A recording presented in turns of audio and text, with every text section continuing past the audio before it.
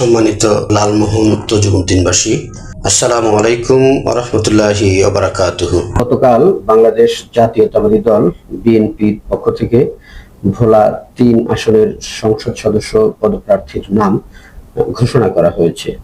আমরা সেখানে দেখতে পেয়েছি বিএনপির পক্ষ থেকে যার নাম ঘোষণা করা হয়েছে তিনি হলেন এই আসন থেকে পরপর ৬ বারের নির্বাচিত সাবেক সংসদ সদস্য এবং দলটির স্থায়ী কমিটির সদস্য মেজর অবসরপ্রাপ্ত হাফিজউদ্দিন আহমেদ বীর বিক্রম।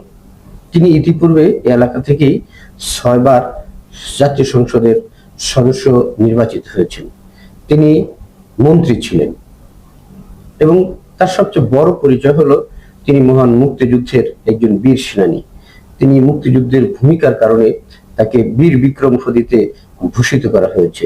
তিনি এলাকাকে গঠন করার জন্য এই এলাকার উন্নয়নে তিনি তার পক্ষ থেকে সর্বোত্তম ভূমিকা পালন করেছেন।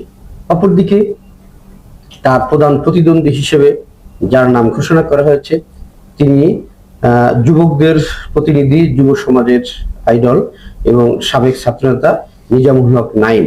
তিনি যদিও ছাত্র জীবনে ইসলামী ছাত্র শিবিরের রাজনীতির সাথে ওতপ্রোতভাবে জড়িত ছিলেন, তিনি ইসলামী ভাবধারার আলোকেই নিজের জীবন গঠন করেছিলেন ছাত্র জীবন থেকেই। তিনি ছাত্র জীবনে এলাকায় কাজ করার পাশাপাশি তিনি ঢাকা আলিয়ার সভাপতি ছিলেন। তিনি জগন্নাথ বিশ্ববিদ্যালয়ের ইসলামী ছাত্র শিবিরের সভাপতি ছিলেন, ঢাকা মহানগরীর দক্ষিণের সভাপতির দায়িত্ব পালন করেছিলেন। সর্বশেষ তিনি কেন্দ্রীয় দাওয়াতি কার্যক্রম সম্পাদকের দায়িত্ব পালন করে তিনি ইসলামী ছাত্র শিবির থেকে বিদায় গ্রহণ করেন। পরবর্তীতে যখন বাংলাদেশ ডেভেলপমেন্ট পার্টি গঠিত হয় তিনি বাংলাদেশ ডেভেলপমেন্ট পার্টির বর্তমান জেনারেল সেক্রেটারির দায়িত্ব পালন করেছেন। তাকে ডেভেলপমেন্ট পার্টির পক্ষ থেকে সেখানকার ভোলা ৩ আসনের সংসদ সদস্য পদপ্রার্থী হিসেবে ঘোষণা করা হয়েছে। বাংলাদেশ জামাত ইসলামী তাকে সমর্থন করেছেন।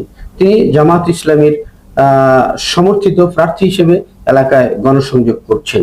আমরা দেখতে পাচ্ছি একদিকে প্রবীণ রাজনীতিবিদ এবং দক্ষ পার্লামেন্টারিয়ান মেজর অবসরপ্রাপ্ত হাফিজউদ্দিন আহমেদ বীর বিক্রম, অপরদিকে তুখোর ছাত্র রাজনীতির সাথে জড়িত সাবেক ছাত্রনেতা নিজামুল হক নাঈম তার প্রধান প্রতিদ্বন্দ্বী হিসেবে এলাকায় কাজ করছেন। যদিও আরো কয়েকটি দলের পক্ষ থেকেও কিছু নাম ইতিমধ্যে শোনা যাচ্ছে, তবে তারা এখনো প্রকাশ্যে কাজ করার কাজের ময়দানে এখনো তাদেরকে আসতে দেখা যাচ্ছে না। আমরা প্রধান প্রতিদ্বন্দ্বী হিসেবে এই দুইজনকেই মূলত ধরে নিতে পারি, মেজর অবসরপ্রাপ্ত হাফিজউদ্দিন আহমেদ বীর বিক্রম এবং